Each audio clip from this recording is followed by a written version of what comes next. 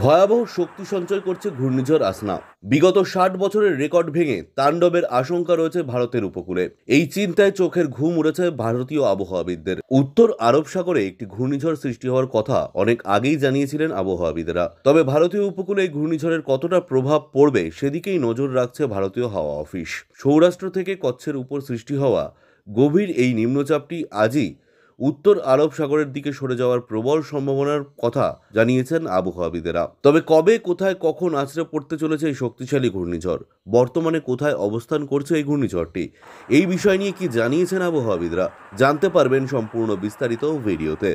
তাই অবশ্যই ভিডিওটি শেষ পর্যন্ত দেখবেন এবং আপনি আপনার জেলার নাম ভিডিওর কমেন্ট বক্সে কমেন্ট করে আমাদের জানিয়ে দেবেন এবং আপনার জেলার নতুন কোনো খবর বেরিয়ে এলে আমরা আপনাকে জানিয়ে দেব। আপনার কাছে ছোট্ট একটা অনুরোধ, ভিডিওটিতে একটি লাইক করবেন এবং আপনি এই চ্যানেলটিতে নতুন হলে চ্যানেলটিকে সাবস্ক্রাইব করে পাশের বেল বাটনটি বাজিয়ে দেবেন পরবর্তী খবরগুলো সবার আগে দেখার জন্য। বিগত 60 বছরের মধ্যে চতুর্থবারের মতো বিরল আবহাওয়ার পরিস্থিতি তৈরি হয়েছে দেশে। আরব সাগরে নিম্নচাপ ঘনীভূত হয়ে দ্রুত ঘূর্ণিঝড়ে পরিণত হতে চলেছে, যা আসনা নাম নিয়ে আগামী দিনে ধেয়ে আসবে। আবহাওয়াবিদরা গতকালই এটি ঘূর্ণিঝড়ে পরিণত হওয়ার পূর্বাভাস দিয়েছেন। এই ঘূর্ণিঝড়ের ফলে দেশের পশ্চিম অঞ্চলে ব্যাপক প্রভাব পড়ার সম্ভাবনা রয়েছে।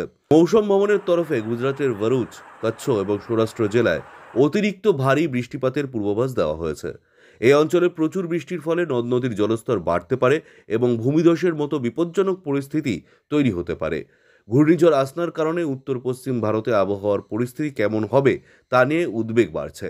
সংশ্লিষ্ট অঞ্চলের বাসিন্দাদের সতর্ক থাকতে বলা হয়েছে এবং সরকারের তরফ থেকে জরুরি প্রস্তুতির নির্দেশ দেওয়া হয়েছে। এই ঘূর্ণিঝড় যদি আঘাত হানে তবে গুজরাটের উপকূলে ব্যাপক ক্ষয়ক্ষতির কারণ হতে পারে।